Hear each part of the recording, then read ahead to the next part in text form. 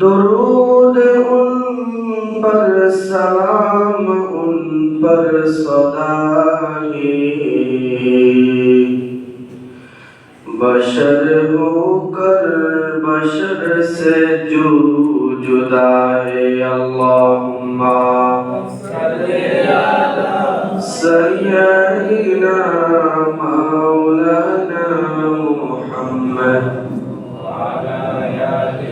सय्यिदिना बनी आदम लक़ब जिनका नशक ही नेदा आए मगर नूरे खुदा है। अल्लाहुम्मा सल्ली अला सय्यिदिना मौलाना मुहम्मद व अला आलि सय्यिदिना मौलाना मुहम्मद। सुब्हानक ला इल्म लना इल्ला मा अल्लमतना इन्नका अंतल अलीमुल हकीम। উপস্থিত সমাগত মুসল্লিয়ানে কেরাম, মুরব্বিয়ানে আযম, সর্বস্তরের ভাইয়েরা,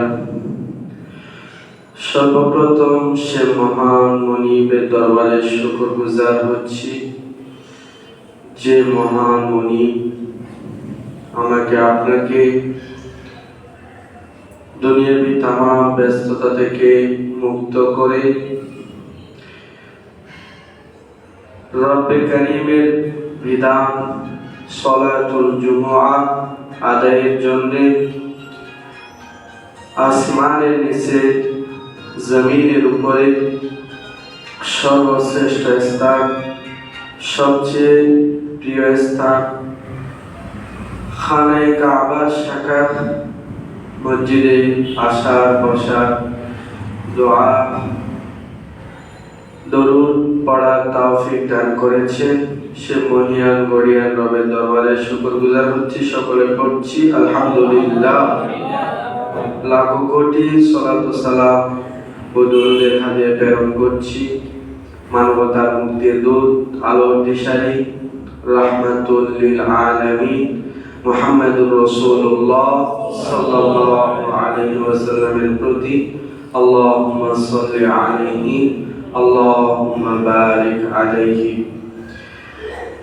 আরো শ্রদ্ধা বলে স্মরণ করছি অত্র এলাকা থেকে যত মুরব্বী চিরবিদায় হয়ে অন্ধকার কবরের বাসিন্দা হয়ে গিয়েছেন, রব্বে কারীম তাদেরকে জান্নাতুল ফেরদাউসের সর্বোচ্চ মাকাম দান করুন, আমিন।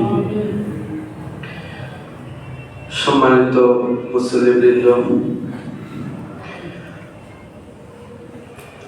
আমরা রব্বে কারীমের শুকরিয়া জ্ঞাপন করেছি, অতঃপর নবীজি সাল্লাল্লাহু আলাইহি ওয়াসাল্লামের উপর দরুদ পাঠ করেছি। আজকে কোরআন ও সুন্নাহ থেকে আমরা সফলতার 7টি মাধ্যম 7টি আমল নিয়ে আলোচনা করব। মুমিন জীবনে সফলতা আসার 7টি আমল সূরাতুল মুমিনুনের আলোকে আলোচনা করব। সূরাতুল মুমিনুন হচ্ছে কোরআনুল কারীমের 23 নম্বর সূরা। 114টি সূরার মধ্যে 23 নম্বর সূরা হচ্ছে সূরাতুল মুমিনুন। এই সূরাতে 7টা বৈশিষ্ট্যের কথা আল্লাহ বলছে এবং সাথে সাথে আল্লাহ বলছে একজন মুমিন পরকালে জান্নাতুল ফেরদাউসের ওয়ারিস হওয়ার জন্য তার জীবনে এই 7টি আমল বাধ্যতামূলক।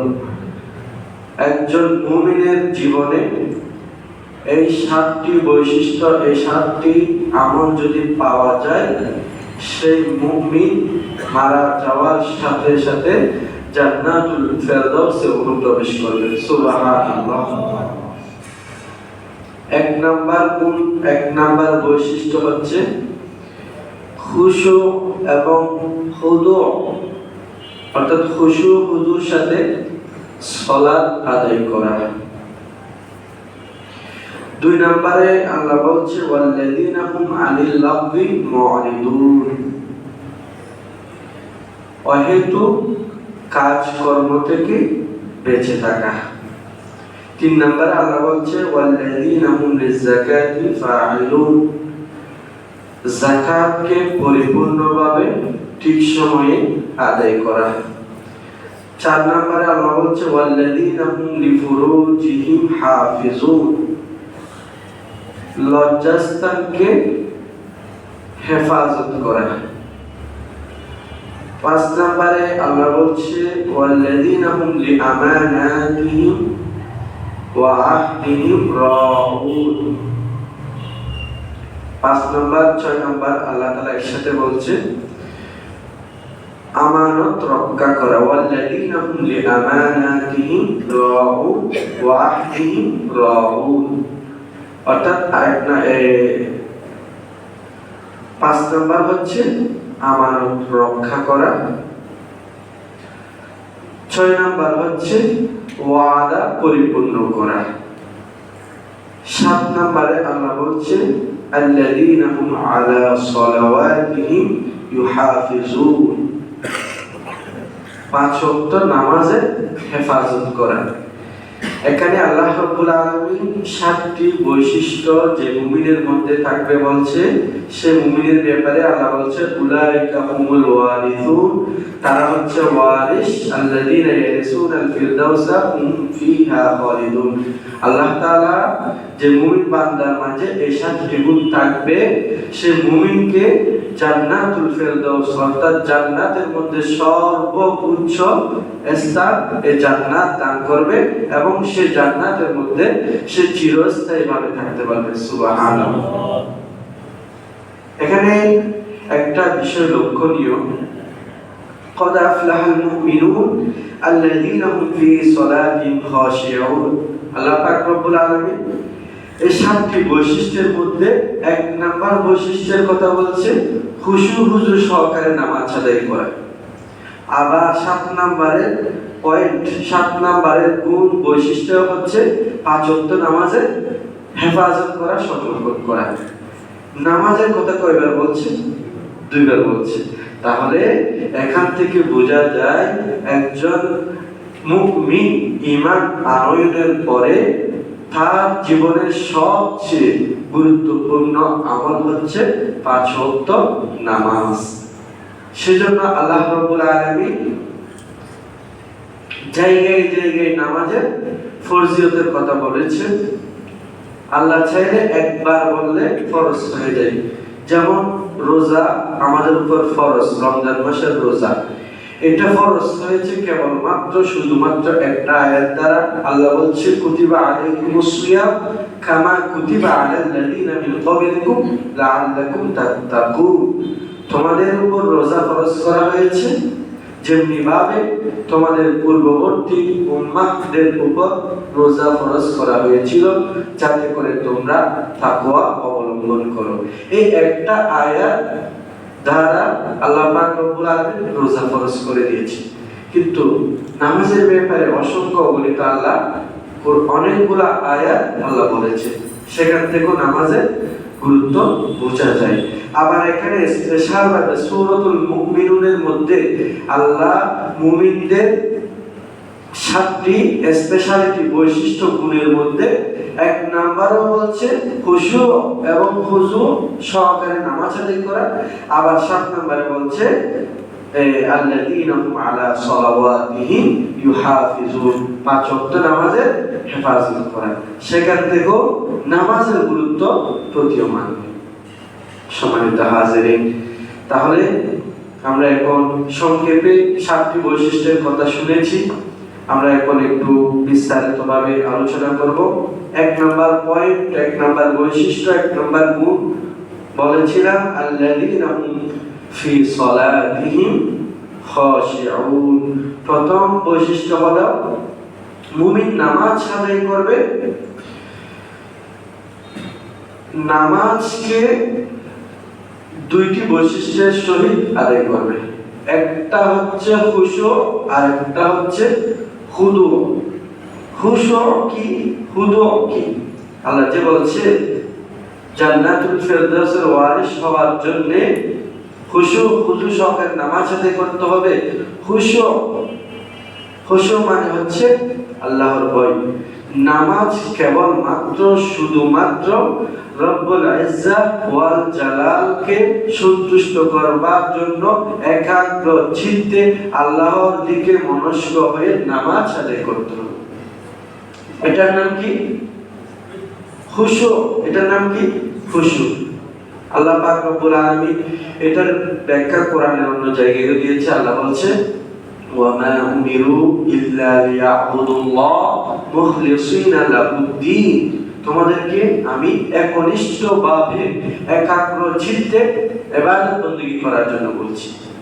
তাছাড়া একবার জিবরাইল আমিন রাসূলুল্লাহ সাল্লাল্লাহু আলাইহি ওয়াসাল্লামের কাছে আসছে। এসে ইসলামের মৌলিক কয়েকটি জিনিস নিয়ে রাসূলুল্লাহ সাল্লাল্লাহু আলাইহি ওয়াসাল্লামকে প্রশ্ন করছিল।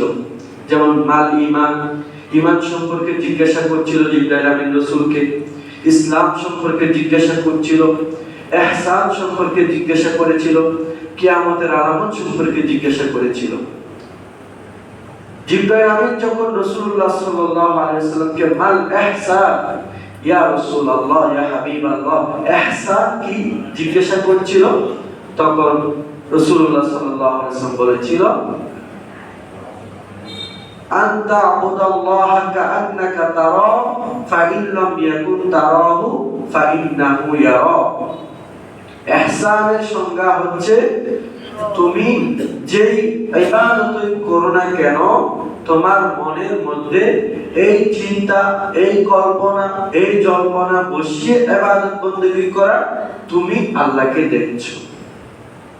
তুমি যদি এই চিন্তা, এই কল্পনা, এই জল্পনা তোমার অন্তরে বসাতে না পারো, অন্তত এটা তোমার অন্তরে বসিয়ে ইবাদত করবে, রব্বুল আলামিন তোমাকে দেখছে।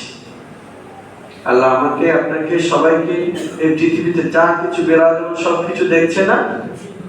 এগুলা একচ্ছত্র মালিক একজন, তিনি কে? আল্লাহ। তিনি আমাদেরকে দেখছেন। এইটা আমাদের মনে বদ্ধমূল করে ইবাদত বندگی করার নাম হচ্ছে ইহসান, ইবাদত বندگی করার নাম হচ্ছে খুশু। তাহলে আমরা নামাজ আদায় করব কার জন্য? আল্লাহর জন্য। আল্লাহ কোরআনে কারিমে এটা সূরাতুল কাউসার আমরা পড়ি না কেন বলছে ফাসাল্লি লিরাব্বিকা ওয়ানহার, তোমরা নামাজ আদায় করো কাকে সন্তুষ্ট করার জন্য? আল্লাহকে। ওয়ানহার, কুরবানি করো কাকে সন্তুষ্ট করার জন্য? আল্লাহকে। আল্লাহ আর আয়াতে এভাবে বলছে ইন্নাস সালাতি ওয়া নুসুকি ওয়া মাহইয়ায়া ওয়া মামাতি লিল্লাহি রাব্বিল আলামিন। বান্দা, তোমার জীবন, তোমার মরণ, তোমার নামাজ, তোমার কুরবানি সব কিছু লিল্লাহি রাব্বিল আলামিন হতে হবে। একমাত্র, কেবল মাত্র, শুধুমাত্র রব্বুল আলামিনের জন্য হতে হবে। এটার নাম কি? খুশু।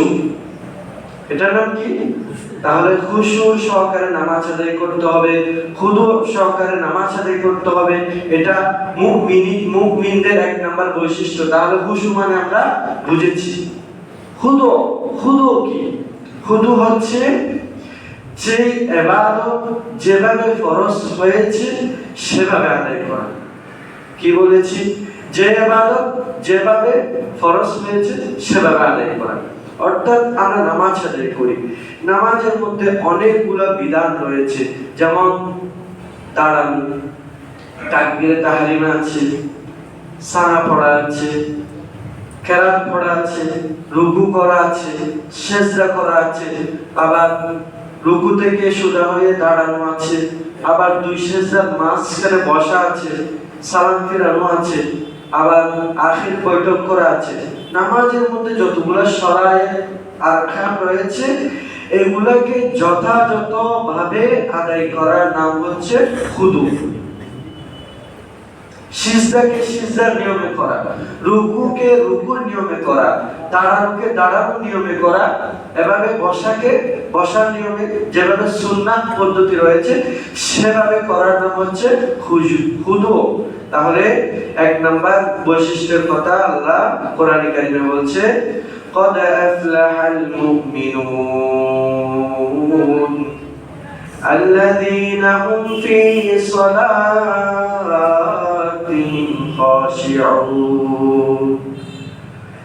সেসব মুমিনরা সফল কাম হয়েছে, জান্নাতুল ফেরদৌসের বাসিন্দা হবে যারা দুনিয়াতে খুশু এবং হুজু সহকারে নামাজ আদায় করবে। এই নামাজ আদায় করলে কি লাভ?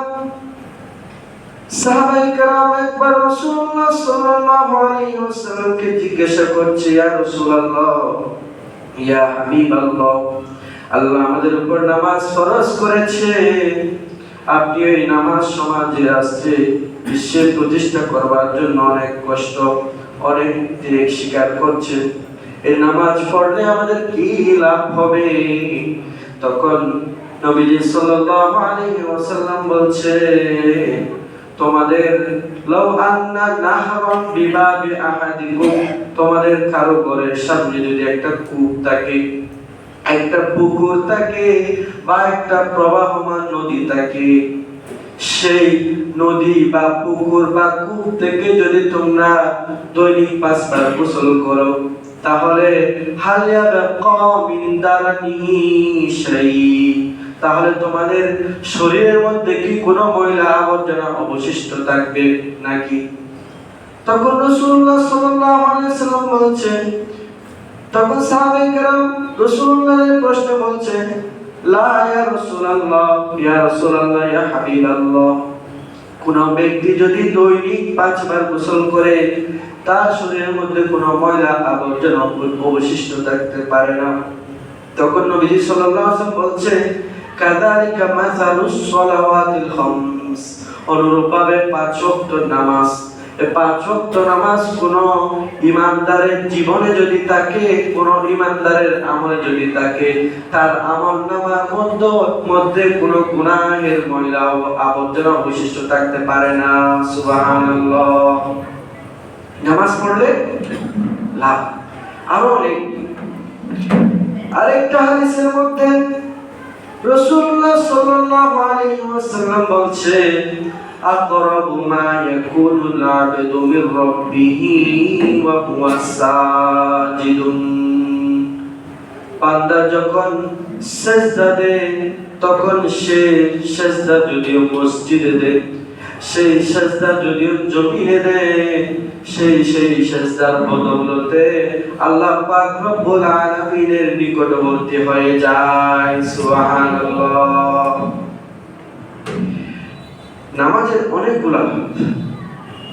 আল্লাহ পাক রব্বুল আলামিন কোরআনে কারিমে বলছেন, ইন্নাস সালাতা তানহা আনিল ফাহশাই ওয়াল মুনকার। আল্লাহ পাক রব্বুল আলামিন আমাদেরকে সম্বোধন করে বলছে, ওহে বান্দা, তোমরা নামাজ আদায় করো, তোমরা যদি 5 ওয়াক্ত নামাজ আদায় করো, তাহলে আল্লাহ পাক রব্বুল আলামিন সমাজের মধ্যে যত খারাপ কাজ রয়েছে, যত অশ্লীলতা রয়েছে, যত ফাহিশা রয়েছে, সব কিছু থেকে আল্লাহ পাক রব্বুল আলামিন দয়া করে আমাকে আপনাকে হেফাজত করবেন। সুবহানাল্লাহ। 2 নম্বর বৈশিষ্ট্য হচ্ছে ওয়াল্লাযীনা হুম আনিল লাগবি মুরিদুন, যারা অহেতুক বিষয় থেকে বিরত থাকে। রাসূলুল্লাহ সাল্লাল্লাহু আলাইহি ওয়াসাল্লাম এই আয়াতের ব্যাখ্যা করতে গিয়ে বলছেন মিন হুসনি ইসলামিল মারই তারকু মা লা ইয়ানি।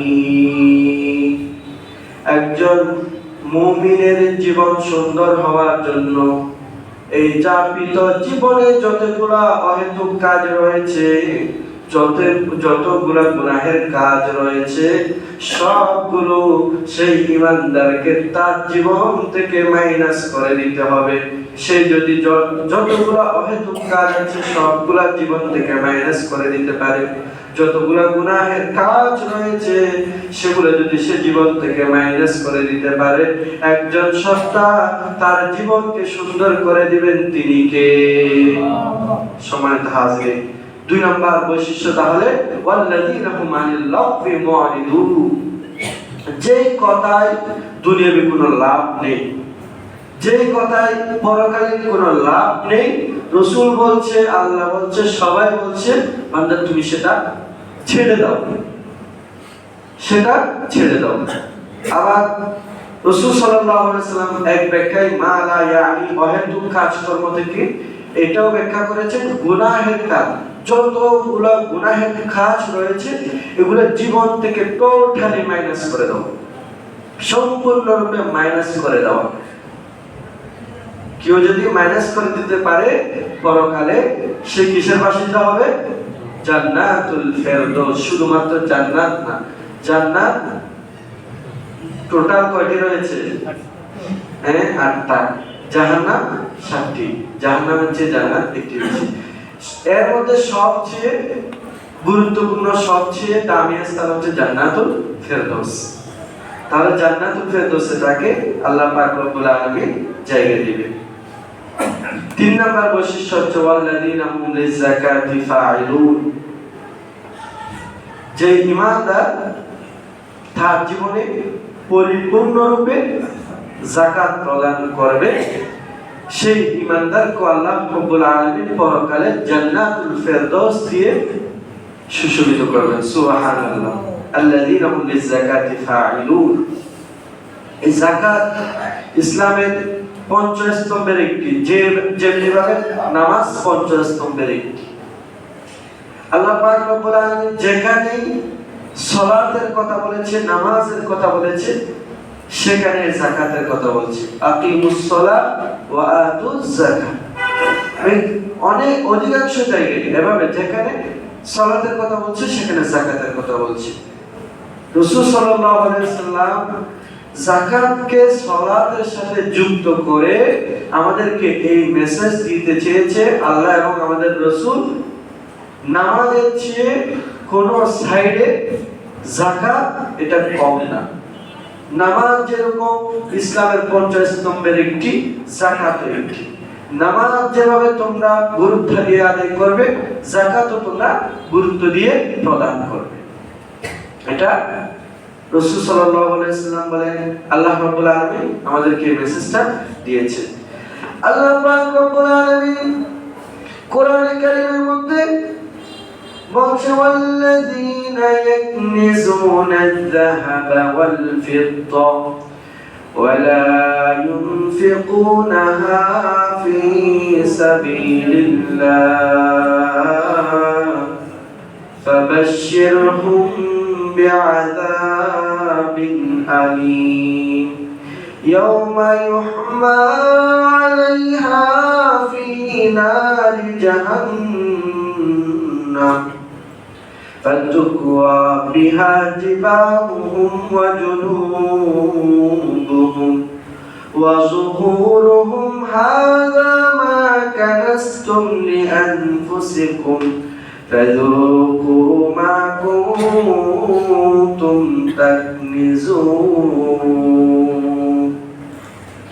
আল্লাহ পাক রব্বুল আলামিন বলছেন, যারা দুনিয়াতে স্বর্ণ ও রূপা পুঞ্জীভূত করবে, ওয়ালা ইউনফিকুনাহা ফি সাবিলিল্লাহ, স্বর্ণ ও রূপা জমাবে, পুঞ্জীভূত করবে, ওয়ালা ইউনফিকুনাহা ফি সাবিলিল্লাহ, আল্লাহর রাস্তায় খরচ করবে না, ফাবাশশিরহুম বিআযাবিন আলীম, আল্লাহ আমাদের রাসূলকে সম্বোধন করে বলছে, ও হে রাসূল, আপনি আপনার সেই উম্মতদেরকে কঠিন আযাব, বেদনাদায়ক আযাবের সুসংবাদ শুনিয়ে দিন।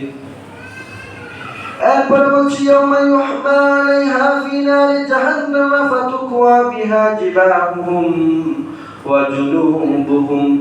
কিয়ামতের দিন, কিয়ামত যেদিন সংঘটিত হবে, সেদিন আমরা যে স্বর্ণ এবং রূপাগুলা দুনিয়াতে পুঞ্জীভূত করেছি, সেগুলাকে আল্লাহ পাক রব্বুল আলামিন জাহান্নামের আগুন দ্বারা উত্তপ্ত করবে।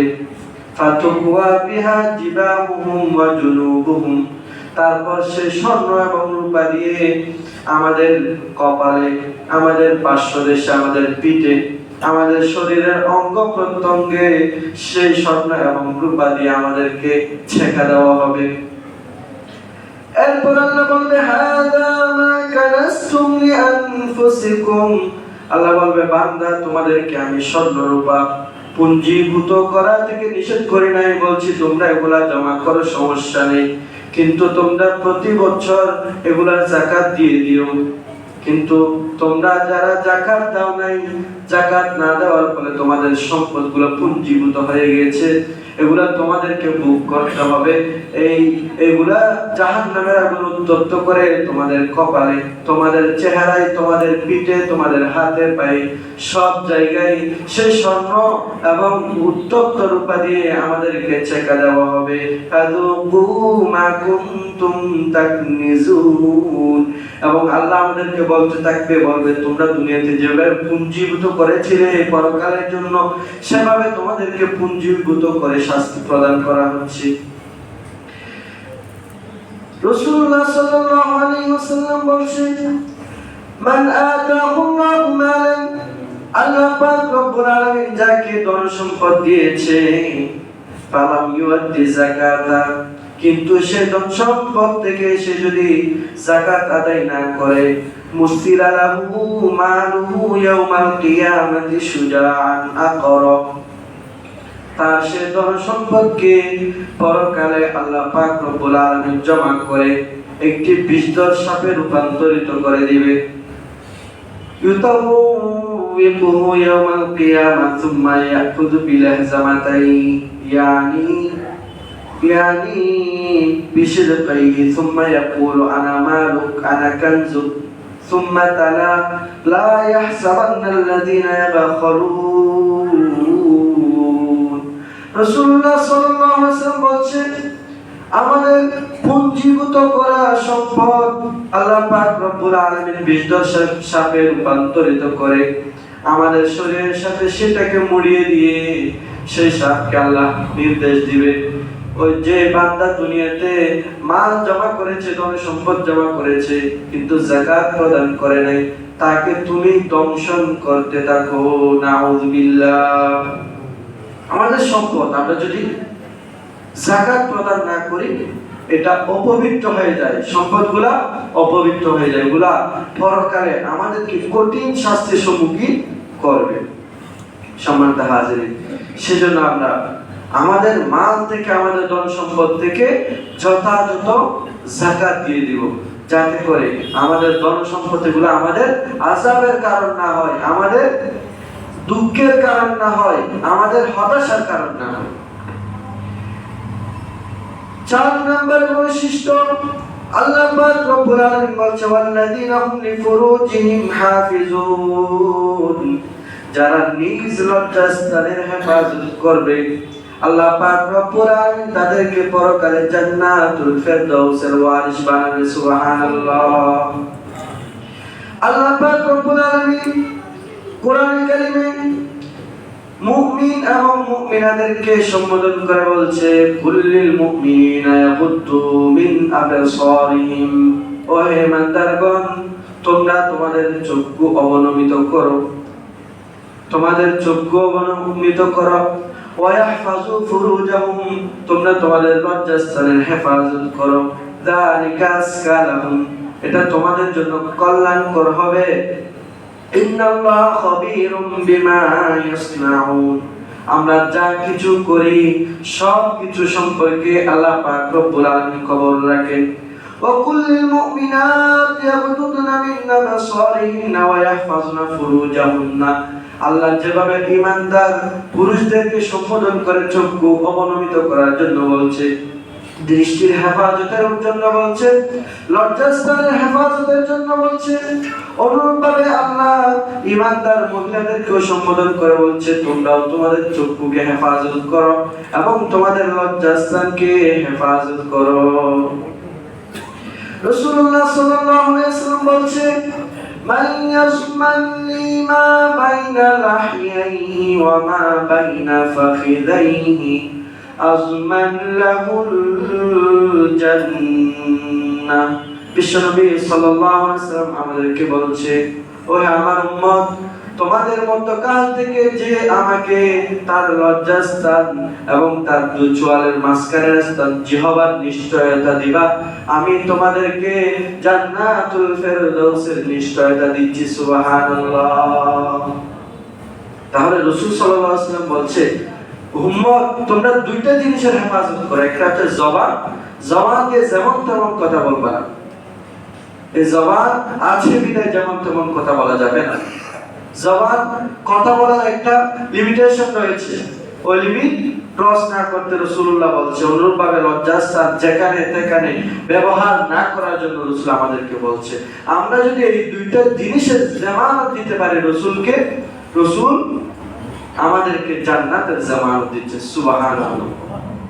আমাদের ইমাম, আমাদের নেতা, আমাদের আদর্শ হচ্ছে আমাদের রাসূল। কিয়ামতের দিন যেদিন বিচার কার্য সম্পাদন হবে, উম্মতে মুহাম্মদীকে এক জায়গায় করে এক পাশে রাসূল বসবে আর এক পাশে আল্লাহ বসবে। তারপর আমাদেরকে আমাদের বিচার কার্য সম্পাদন করবে। সেখানে দেখা হবে আব্দুর রহিমের আমলনামা এই, আল্লাহ রাসূলকে দেখাবেন। কেমনে আমরা মুখ লুকাবো, কেমনে আমরা রাসূলকে তখন বলবো? রাসূল তো আমাদেরকে বলবে তোমার জন্য আমি উহুদে রক্তাক্ত হয়েছি, তোমার জন্য মক্কার কাফের মুশরিকদের কাছ থেকে এত বেশি নির্যাতিত হই শুধুমাত্র কেবলমাত্র তোমাকে অন্ধকার থেকে আলোর পথে আনার জন্য, জাহান্নাম থেকে জান্নাতের পথে আনার জন্য। সবকিছু তো তোমাদেরকে বলে দিয়েছিলাম, তারপরে কেন এগুলো করছো? আমরা যতগুলো পাপ করছি সবগুলো আমাদের রাসূল দেখবে। রাসূল দেখবে আলা কুল্লুকুম রাঈ ওয়া কুল্লুকুম মাসউলুন আন রাইয়াতিহি। তোমরা সবাই দায়িত্বশীল। আমাদের প্রধান দায়িত্বশীল হচ্ছে আমাদের রাসূল। রাসূলকে আমাদের সম্পর্কে জিজ্ঞাসা করা হবে। আমি আমার পরিবারের দায়িত্বশীল, আমার পরিবার কি করছে কি করে না এগুলো সম্পর্কে আমাকে জিজ্ঞাসা করা হবে। সম্মানিত হাজির, তাহলে 4 নাম্বার আমল হচ্ছে লজ্জাস্থানের হেফাজত করতে হবে এবং আমাদের জবানকে হেফাজত করতে হবে। এগুলোকে হেফাজত করতে পারলে আল্লাহ পাক রব্বুল আলামিন আমাদেরকে জান্নাতুল ফেরদৌস দান করবেন। 5 নাম্বার আমল হচ্ছে ওয়াল্লাযীনা হুম লিআমানাতিহিম রাউন, যারা আমানত রক্ষা করে। এখানে আমাদেরকে বুঝতে হবে আমানত কি। আমরা আমানত বলতে এখন শুধু বুঝি কেউ আমাকে 1 লক্ষ টাকা রাখতে বলেছে, এগুলো তাকে সে যেভাবে আমাকে রাখতে দিয়েছে সেভাবে, এবং সে যে সময় আমার থেকে ফিরিয়ে চাইবে সে সময় ফিরিয়ে নেওয়া, এটাকে আমরা আমানত মনে করি। আমানত এতটুকুর মধ্যে সীমাবদ্ধ নয়। আমানত লেনদেনের ক্ষেত্রে যেমনি ভাবে হয় তেমনি ভাবে আমলের ক্ষেত্রে, কথা বলার ক্ষেত্রে, চোখ দিয়ে দেখার ক্ষেত্রে, কান দিয়ে শোনার ক্ষেত্রে, হাত দিয়ে স্পর্শ করার ক্ষেত্রে, পা দিয়ে চলার ক্ষেত্রে সব কিছুর আমানত। নামাজ আদায়ের ক্ষেত্রেও আমানত আছে। আমি রাস্তা দিয়ে চলছি সেখানেও আমানত আছে। আমানত এটা শুধুমাত্র লেনদেনের মধ্যে সীমাবদ্ধ নয়।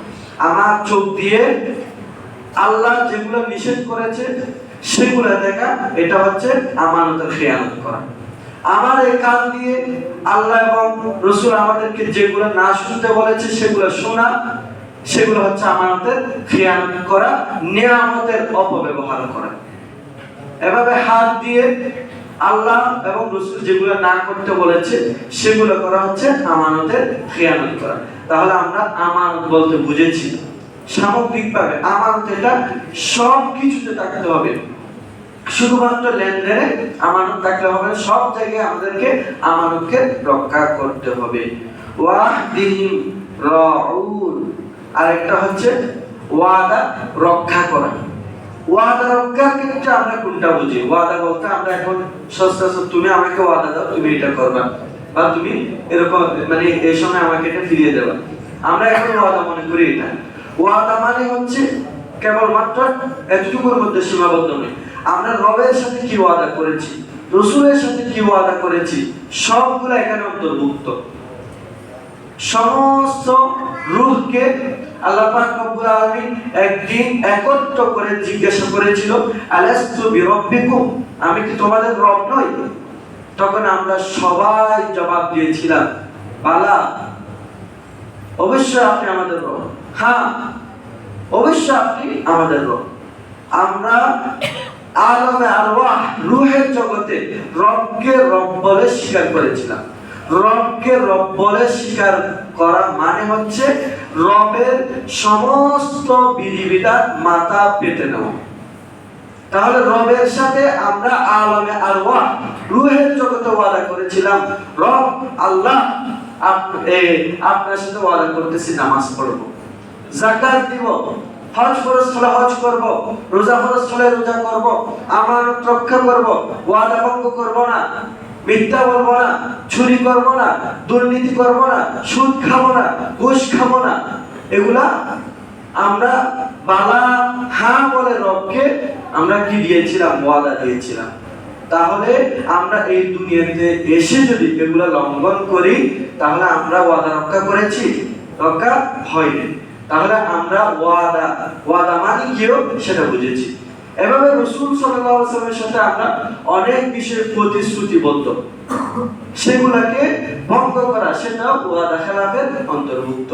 আল্লাহ পাক রব্বুল আলামিন বলছে 5-6 নম্বরে, যারা আমানত রক্ষা করবে, ওয়াদা ভঙ্গ করবে না, তাদেরকে আল্লাহ পাক রব্বুল আলামিন পরকালে জান্নাতুল ফেরদাউসের বাসিন্দা করে গণ্য করবেন। সুবহানাল্লাহ। তারপর আবার আমাদেরকে আমানত এবং ওয়াদা সম্পর্কে যে আল্লাহ জিজ্ঞাসা করবে সে ব্যাপারেও হাদিস আছে। রাসূল সাল্লাল্লাহু আলাইহি ওয়াসাল্লাম বলছে, লা তাজুলা কদামা আবদিন ইয়াওমাল কিয়ামা হাত্তা ইউসআলা আন উমরি ফিমা আফনা ওয়া আন ইলমিহি ফিমা ফাআলা ওয়া আন মালিহি মিন আইনা ইকতাসাবাহ ওয়া ফিমা আনফাকাহ ওয়া আন জিসমিহি ফিমা আবলা। কিয়ামতের ময়দানে কোন বান্দার পা নড়বে না যতক্ষণ পর্যন্ত তার জীবন সম্পর্কে আল্লাহকে সে জবাব দিবে না। কিভাবে? আল্লাহ জিজ্ঞাসা করবে, বান্দা তোমাকে 60 বছরের জীবন দিয়েছি, কিভাবে তুমি এটা ব্যয় করেছো? জবাবদিহি করা লাগবে। সবকিছু পই করে আমাদেরকে হিসাব আল্লাহর কাছে দিতে হবে। তারপর ওয়ান আলমিহি ফিমা ফাআলা, আমাদেরকে আল্লাহ জিজ্ঞাসা করবে তুমি জ্ঞান অর্জন করেছো, কোত্থেকে অর্জন করেছো, কি রকম জ্ঞান অর্জন করেছো এবং সেই জ্ঞান অনুযায়ী আমল করছো কিনা। এগুলোর জবাব দেওয়া ছাড়া আমাদের পা কিয়ামতের দিন নড়বে না। আরো বলছে ওয়ান মালিহি মিন আইনা ইকতাসাবা, বান্দা তোমাকে 60 বছর হায়াত দিয়েছিলাম, তুমি জীবন চলার জন্য এই সময়ে তুমি মাল ধন সম্পদ অর্জন করেছিল। এই ধন সম্পদ তুমি সুদ ভিত্তিক লেনদেন করে অর্জন করেছিলে, নাকি ঘুষ খেয়ে অর্জন করেছিলে, নাকি চুরি করেছিলে, নাকি অন্য কোনো কিছু করে ধোঁকাবাজি করে অর্জন করেছিলে? সব কিছুর পই টু পই হিসাব কাকে দিতে হবে? আল্লাহকে দিতে হবে। তারপরে ওয়াফিমান ফাকা, এই টাকা খামিয়ে সেটা আল্লাহর রাস্তায় খরচ করেছি, পরিবারের জন্য বৈধভাবে খরচ করেছি, আত্মীয় স্বজনের জন্য বৈধভাবে খরচ করেছি, নাকি অন্য কোনো অবৈধ স্থানে খরচ করেছি, সেটার জবাবদিহি তো কার কাছে করতে হবে? আল্লাহর কাছে করতে হবে। ওয়ান জিসমিহি ফিমা আবলা, এই যে দেহ দিয়েছে দেহ আমানত রক্ষা করেছি কিনা আল্লাহ পাক রব্বুল আলামিন আমাদেরকে জিজ্ঞাসা করবে। এটা জবাব দেওয়া ছাড়া আমরা পা নাড়াতে পারবো না। সম্মানিত হাজিরিন, সর্বশেষ 7 নাম্বার আমল হচ্ছে ওয়াল্লাযীনা হুম আলা সালাওয়াতিহিম হাফিজুন, যারা 5 ওয়াক্ত নামাজের হেফাজত করবে। এক নাম্বার হচ্ছে যারা খুশু সহকারে নামাজ আদায় করবে। 2 নাম্বার হচ্ছে যারা অহেতুক কাজকর্ম পরিত্যাগ করবে। 3 নাম্বার হচ্ছে যারা ঠিক সময়ে ঠিকভাবে যাকাত দিবে। 4 নাম্বার হচ্ছে যারা লজ্জাস্থানের হেফাজত করবে। 5 নাম্বার হচ্ছে যারা আমানতের রক্ষা করবে। 6 নাম্বার হচ্ছে যারা ওয়াদা রক্ষা করবে। 7 নাম্বার হচ্ছে 5 ওয়াক্ত নামাজের যারা হেফাজত করবে। আল্লাহ বলছে জান্নাতুল ফেরদাউস দিয়ে তাদেরকে আল্লাহ পাক রব্বুল আলামিন পরকালে খুশি করবে। সুবহানাল্লাহ। আল্লাহ পাক রব্বুল আলামিন আমাদের প্রত্যেককে আমল করার তৌফিক